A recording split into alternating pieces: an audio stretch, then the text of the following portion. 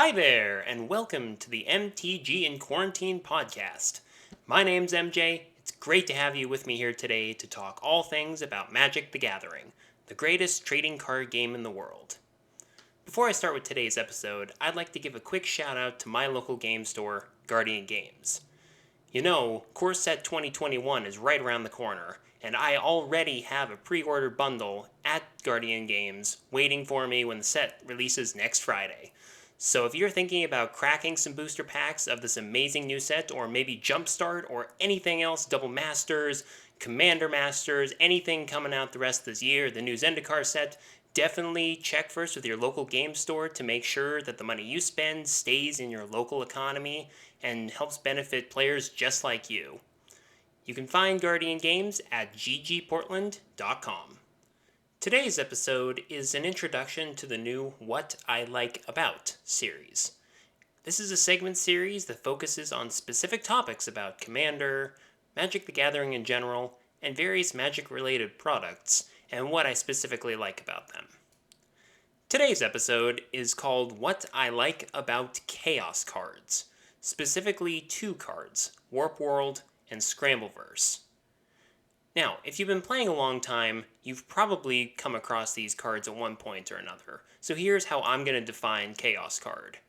I define a Chaos Card as a card that interrupts the normal flow of gameplay with a game-bending effect that partially or completely resets the entire game and board state. And these two cards have typically come to codify the term Chaos Card because they have basically become synonymous with the entire strategy of Chaos in Commander, but also in other formats as well. First, I'm going to give a quick description of what these two game-breaking cards do. Warp World is a sorcery for 5 generic red, and it reads, each player shuffles all permanents he or she owns into his or her library, then reveals that many cards from the top of his or her library. Each player puts all artifact, creature, and land cards revealed this way onto the battlefield, then does the same for enchantment cards, then puts all cards revealed this way that weren't put onto the battlefield on the bottom of his or her library. Meanwhile, Scrambleverse is a sorcery for 6 generic and red, and it reads, for each non-land permanent, choose a player at random. Then each player gains control of each permanent for which he or she was chosen. Untap those permanents. My first introduction to these cards comes from a very good friend of mine who's been playing Magic the Gathering for a long time. He has a mono red EDH deck, which includes a lot of much older cards that I had, as a newer player, had never seen before and really didn't understand exactly how they worked. And he included both Warp World and Scrambleverse into his deck. So after playing him a few times, I started to realize how great these Chaos cards were. I decided to leave out certain Chaos cards that also fit my definition, such as Cyclonic Rift and Armageddon, to name a few. Specifically because these, instead of being fun, as I would describe Scrambleverse and Warp World, these can definitely be seen by a lot of players as much more oppressive cards. So therefore, I have omitted them from this episode because they did not necessarily fit my definition of cards that actually have some upside for the fun of the Commander format. And this definitely goes into my interest in variation in Commander, which I will touch on in a later episode. Now, obviously my opinion is not shared by all players. EDH Rec, in their saltiness rankings, have ranked Warp World as the 50th most saltiest card in the game, and Scrambleverse was rated 53rd. Now, for comparison, my friend with the mono red commander deck also has Yokel Hops in the deck, which does much more damage to everybody's permanents, and that ranks 8th on the saltiness score scale, just for reference. However, that being said, I would like to make the case for why these cards should not be considered salty, but should be considered fun and quite playable in Commander, the format for big goofy spells just like these. The first thing I like about Scrambleverse and Warp World is that they're big mana spells. I always love Commander games that go 10, 12, 15, or even 20 turns. I just love long Commander games because I feel that if I'm not getting at least an hour in on my game, I'm probably not getting my money's worth on the cards that I've spent, on the cards that I play, the cards that I've bought, or those I've traded for. And I feel like I really want to be able to build my board state in the entire vein that the Commander format was built for. And both of these spells cost a lot of mana, but they also have great effects that necessitate this high cost of mana. Obviously, you wouldn't be able to find these sorts of effects on 2, 3, 4 mana cards, and that's what I really like about these. You're not always going to be able to see them in a game, they're not always going to be applicable, but you never really know when they're going to come out, and that's definitely something that I like about big mana spells because they're somewhat situational, but they're also extremely powerful, and I just love the ability to be able to change the entire tone of the game with these cards because of their unique effects. A second thing I really enjoy about these cards is that you never really know when they're going to go off. This really is important in games that may not go enough turns for a player to be able to get enough mana open to be able to play these cards, or it just doesn't make sense to activate the cards. But what I really enjoy about these cards is the fact that you never have the same interaction twice. I've had a lot of really bad interactions with players who basically every time I play against them, it feels like I'm playing the exact same game against them, even if my decks are doing something completely different from game to game. And what I really enjoy about these cards is that you never really know exactly what's going to happen when you pull the top card off your deck for Warp World, or what's going to happen, who's going to get what pieces for Scrambleverse. And this actually makes it really fun and really interesting because, as I've noticed, Magic the Gathering, especially in the more competitive circles, has gone a lot towards efficiency and knowing exactly what's on top of your deck at all times and knowing what's in your deck. This is something important for like the Tutor series or for even simple cards like Brainstorm.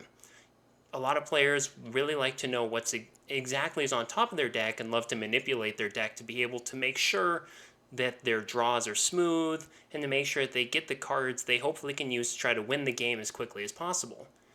And I like these cards, Warp World and Scrambleverse, because they do the opposite.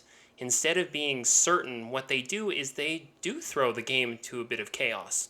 But I really enjoy the chaos that they create because you never get that same activation twice.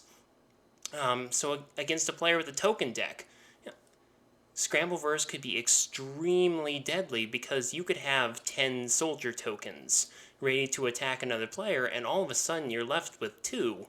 But then you end up with a card you can't really use, or someone else's Mana Rock, or someone else's Bomb 6/6. You could end up with someone's Avenger of Zendikar, and 5 or 6 plant tokens that you didn't have before. So, while they could definitely be oppressive in certain situations, especially if you roll really badly or flip a coin really badly, however you determine how you're going to run Scrambleverse, it's never the same twice.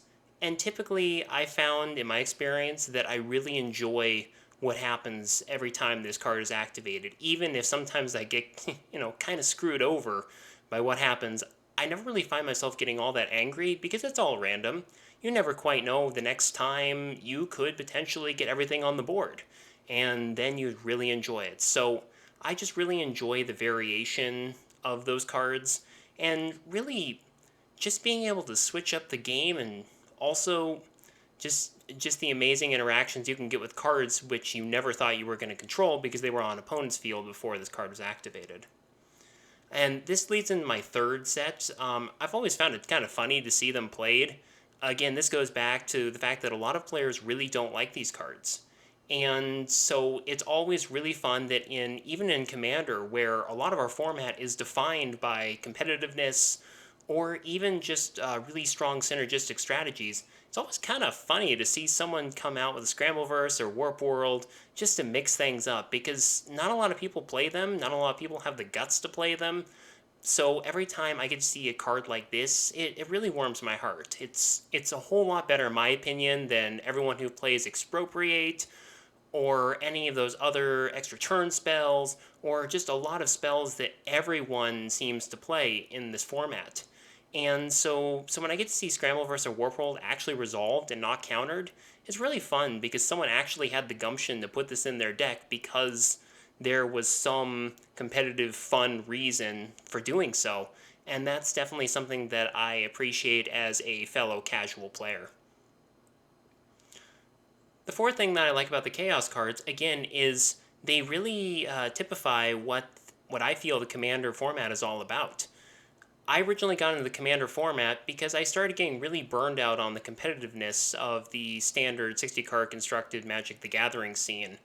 It was somewhere where I could just be myself, build goofy decks with cards that I really liked, and just really be able to play Magic the Gathering my way in a social format where I got to meet a whole lot of new people and weren't really playing for anything. I don't play Magic the Gathering for prizes. I don't play it for bragging rights or for glory or for anything. I I just like getting together with people and playing Magic the Gathering because it's a great way to meet new people and it's a great way to scratch that competitive itch without really needing to go all out.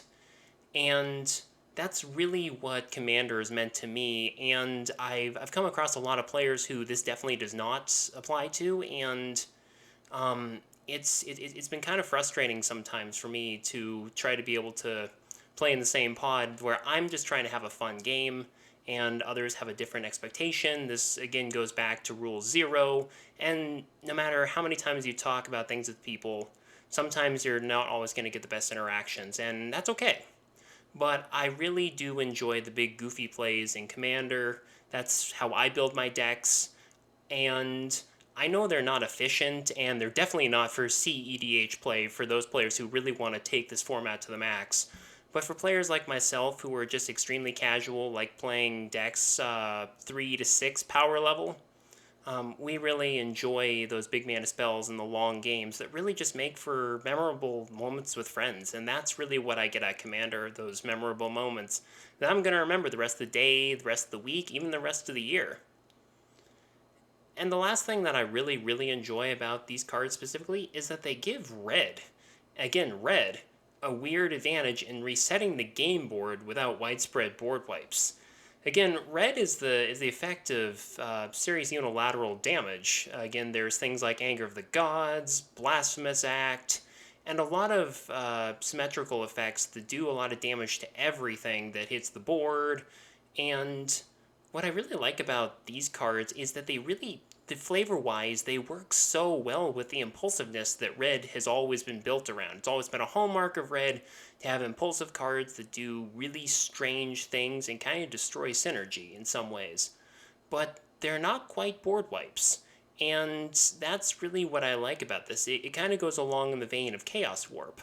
An instant for 2 and a red where you're able to put someone else's permanent on the bottom of their library and they have to take the top card off their deck as a replacement for that card. And I really like Chaos Warp because it's not necessarily a destruction effect. It's one of the rare things that gets around indestructible, and it's just a really fun card to be able to play in red, which is, as we all know, is one of the weaker colors in Commander. So I really enjoy the fact that you're not really resetting the game board with these like a board wipe, but you are in a way resetting the game board in your own way by just moving permanents around. You're not destroying anything. You're just changing the state of the board, and so in that way you're doing some really cool things. And that's really what I love about Commander is the ability to be able to do cool things with really. And obviously there are issues with these cards. Again, sometimes if you really get screwed over on the die roll and you lose all your permanents, of course it sucks. I'm not gonna lie, I've been hit with some really bad breaks with these cards. I've lost a lot of my permanents. Oddly enough, the last time I played with the said friend, when he activated Scrambleverse, we basically ended up swapping our entire boards. And it was really strange. And I still ended up winning, actually, because I was able to recover much more quickly than he was. But again, sometimes it does kind of hurt to lose your cards. Sometimes it does feel oppressive. And this is also an issue over the webcam, as we've all been forced to stay distant, socially distant during the COVID-19 pandemic. These cards are extremely difficult to resolve over a webcam because you can't really trade permanents with someone who's not actually in the room with you. And this is the same kind of problem that I would have with my Chaos deck, which does not include these cards, but really loves moving things around on the board, or for decks like Zedru the Greathearted, or for even cards like Harmless Offering in red.